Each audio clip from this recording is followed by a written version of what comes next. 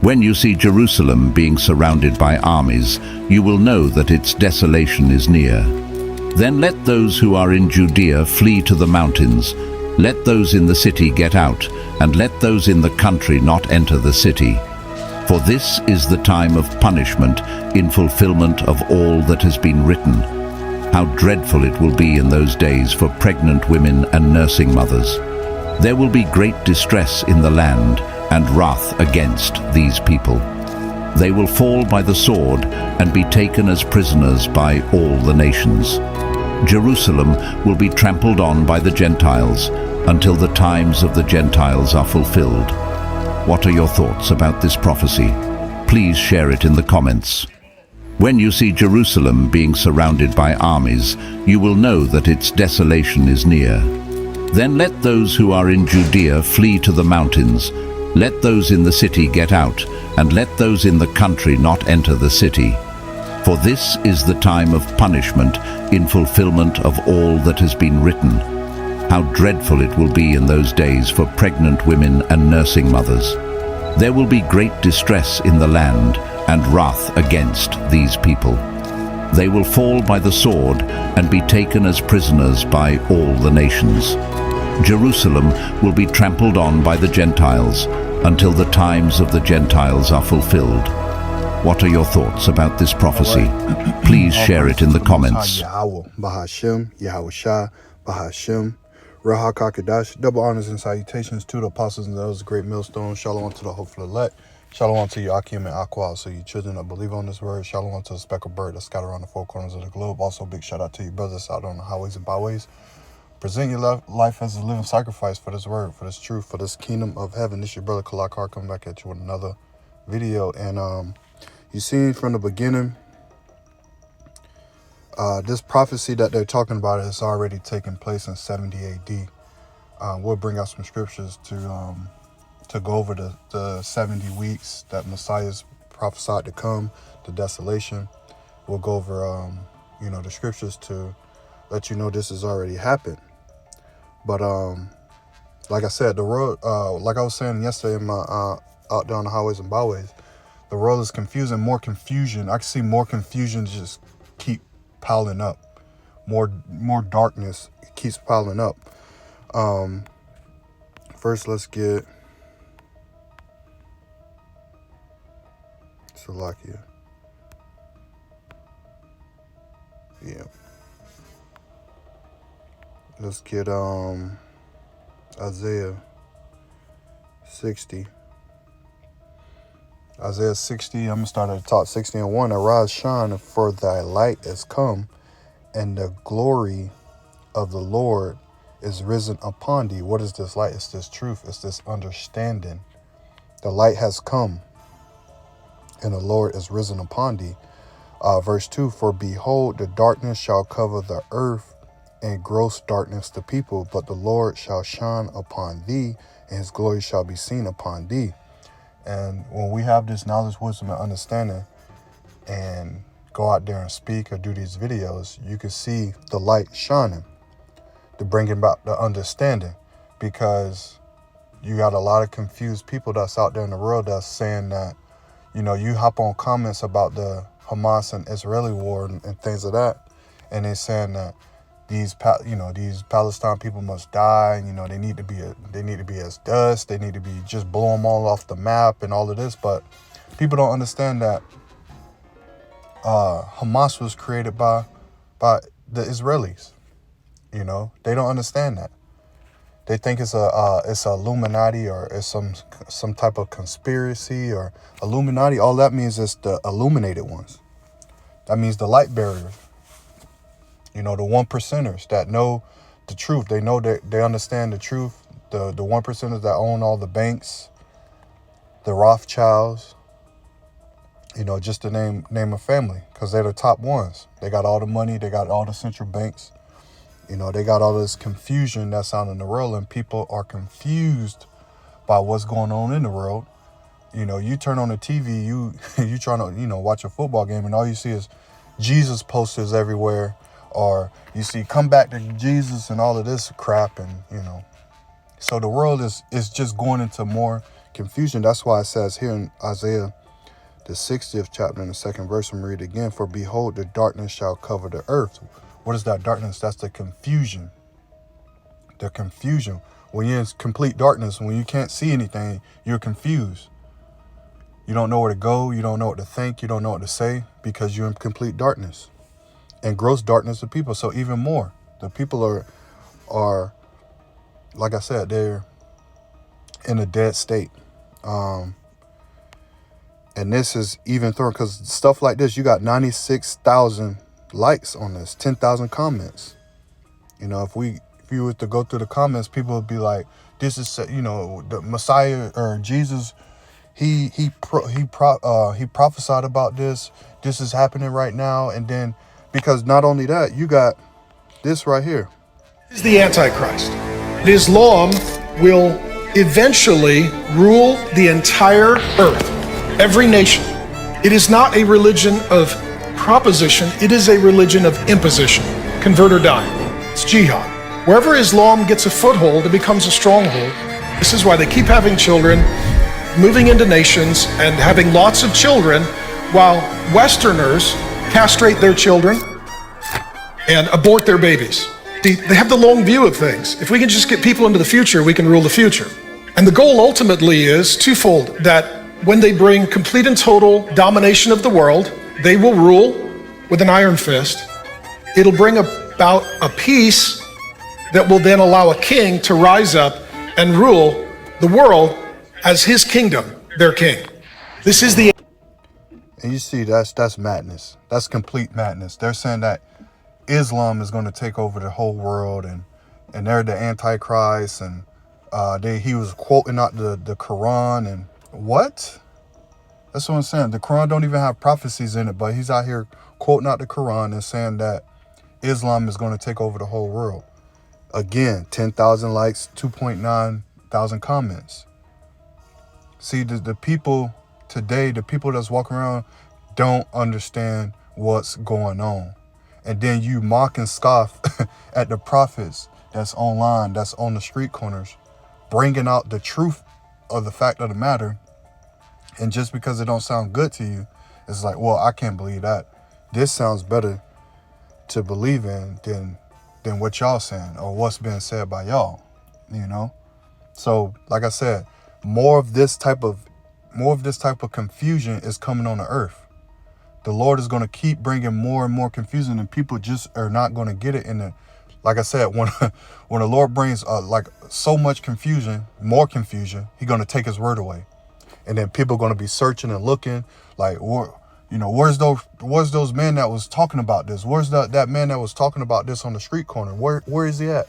Because he knew what was going on. These pastors and all of this stuff, they don't know what's going on, man. They have the slightest clue. So let's get, was it Luke 21? That prophecy he was talking about. Luke 21. I think it's 24, yeah. I'm going to start at the 20th verse. Luke 21 and 20. And when ye shall see Jerusalem compassed with armies, then know that the desolation thereof is nigh. Like I said, this took place in 70 AD. 67 AD to 70 AD. Let them which are in Judea flee into the mountains, and let them which are in the midst of it depart out, and let not them that are in the countries enter thereinto. Salakia. For these be the days of vengeance, that all things which are written may be fulfilled. But woe means destruction, unto them that are with child, and to them that give suck in those days. For there shall be great distress in the land, and wrath upon this people. And they shall fall by the edge of the sword, and they shall be led away captive into all nations, and Jerusalem shall be trodden down of the Gentiles until the times of the Gentiles be fulfilled. Now Jerusalem shall be trodden down. Now they thinking that because Hamas is kidnapped, 260 people. They killed 1,400 people. But you see what Israel doing? They're blowing their ass up. So how could that relate to this time now? No, this is, like I said, it's talking about 67 AD to 70 AD. It says, I'm going to read it again. It says, Jerusalem shall be trodden down of the Gentiles. Now, the Gentiles it's talking about is the Romans. They persecuted the Israelites and made them flee. They killed over 1 million Israelites, and a majority of them fled to the west part of Africa and all over the world. And then it says until the time of the Gentiles be fulfilled. Yes, the time of the Gentiles are being fulfilled right now. See, they think these Gentiles is talking about the Islam and the Arab nations and things like that, Hamas and Palestine and all of that stuff.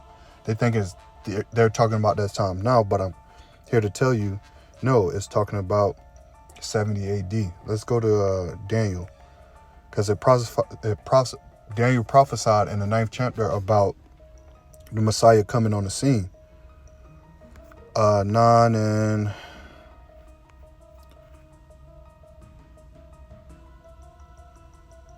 I'm going to start at 24. Even got the headline, 70 weeks in the Messiah. Daniel 9 and 24. 70 weeks are determined upon thy people and upon thy holy city to finish the transgression, to make an end of sins and to reconciliation for iniquity, to bring in everlasting righteousness and to seal up the vision and prophecy and to anoint the most holy. And that's Yahweh Shah. Coming to die for our sins, the sins of Israel, not the whole world, what these people think. John 3:16, he came for the Israelites to die for their sins and make that everlasting righteousness that's in the kingdom of heaven.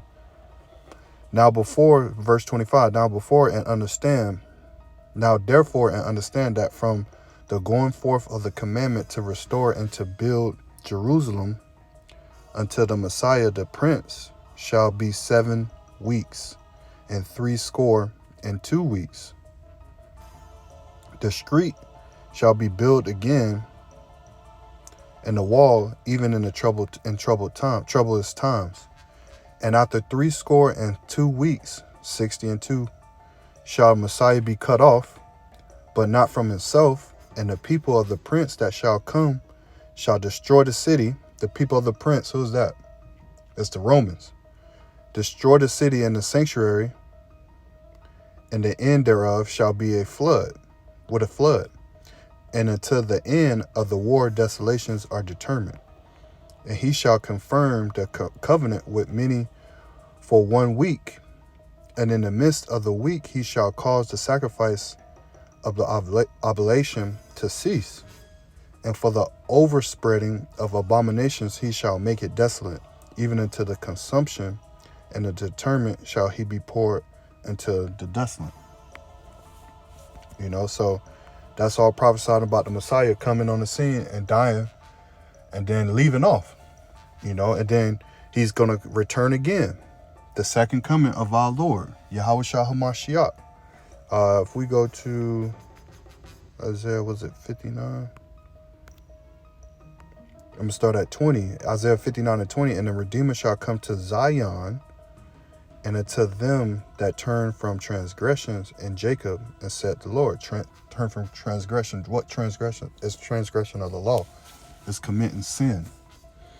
As for me, this is my covenant with them, said the Lord. My spirit that is upon thee, and my words which I have put in thy mouth, shall not depart out of thy mouth, nor out of the mouth of thy seed, nor out of the mouth of thy seed, said the Lord, from henceforth and forever. This word is not going to leave our mouth. We're speaking on this word now. We're speaking on the Messiah returning, Yahweh Shah HaMashiach. We know he came in 70 AD, or he died. The Jerusalem was trodden down in 70 AD and was taken over by the heathen. The heathen occupy that land right now.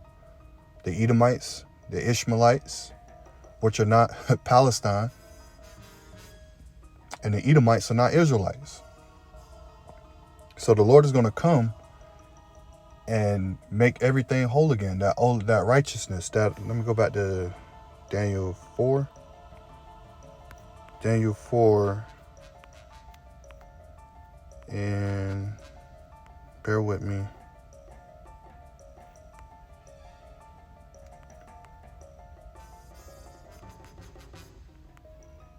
Salakia, is it Daniel 4?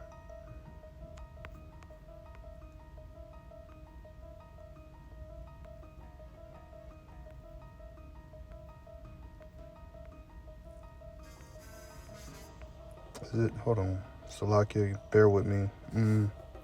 Daniel 2.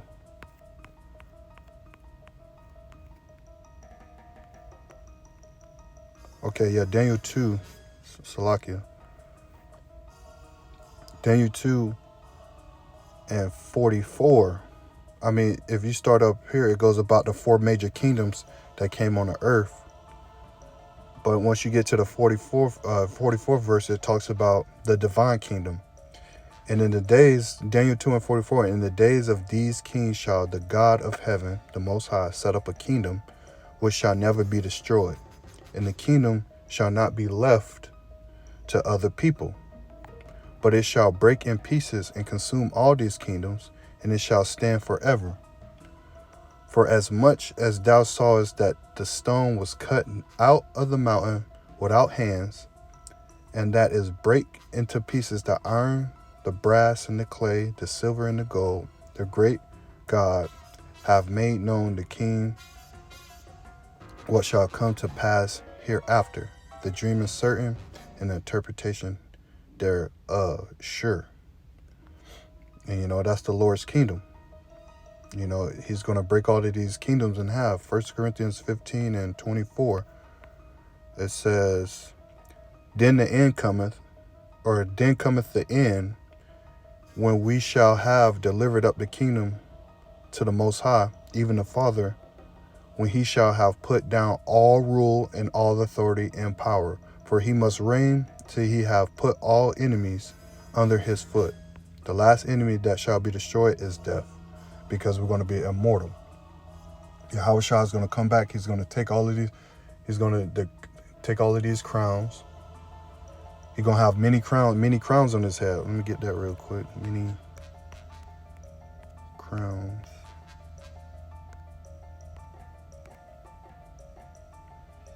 Revelation 19 and 12. His eyes were as a flame of fire, and on his head were many crowns. He had the name written that no man knew but himself. He was clothed in a vesture dipped in blood, and his name is called the Word of God. And the armies which were in heaven followed him upon a white horse, those chariots, clothed in fine linen, white and clean. And out of his mouth goeth a sharp sword, that with it he should smite the nations, and he shall rule them with a rod of iron. And he treaded the winepress of the fierceness and the wrath of the Almighty God. And he hath on his vesture and on his thigh a name written, King of Kings and Lord of Lords.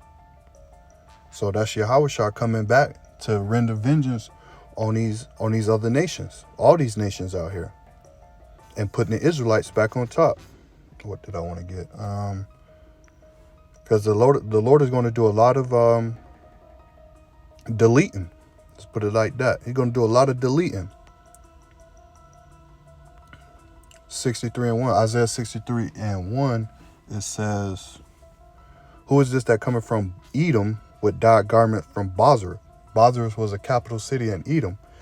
That is his glorious in his apparel, traveling in the greatness of his strength. I speak in righteousness mighty to save. Wherefore art thou red in thine apparel, and thy garments like him that treadeth in the wine fat. I have trodden the winepress alone, and of the people there was none with me. For I will tread them in my anger, and trample them in my fury, and their blood shall be sprinkled upon my garments, and I will stain on my raiment. And that's the Lord. That's what let me keep reading. For the day of vengeance is in my heart, and the year of my redeemed is come. I looked, and there was no help, and I wonder if there was none to uphold. Therefore my own arm brought salvation unto me, and my fury it upheld me. So my own arm brought salvation to me.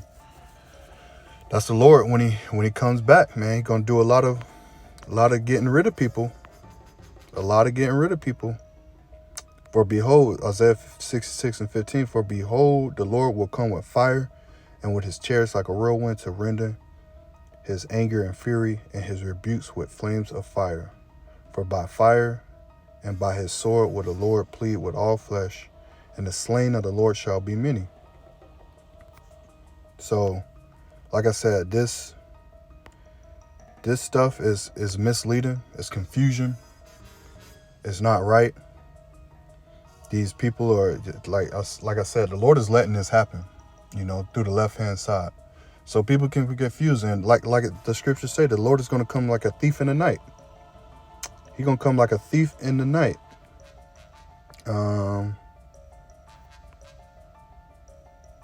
Where is it? So like, bear with me. Probably already passed it.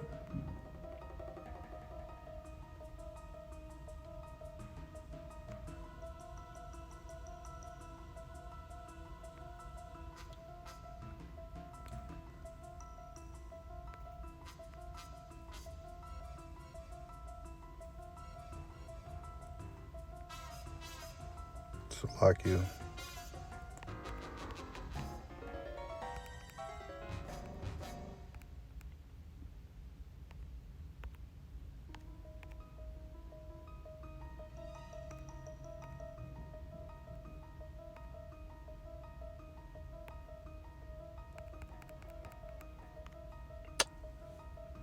Phone acting stupid.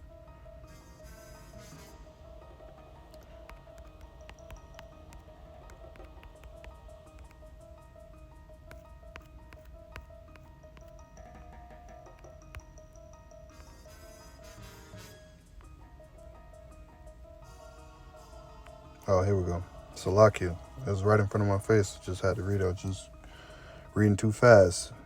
2 Peter 3:10, but the day of the Lord will come as a thief in the night,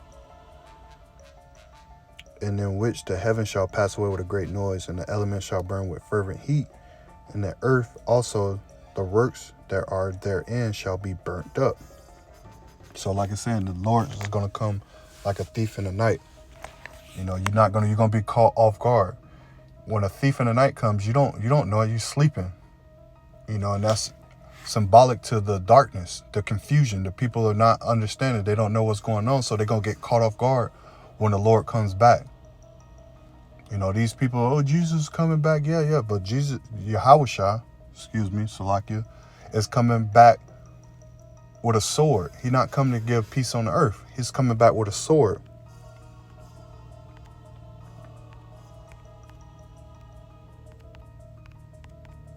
No, it's in Matthew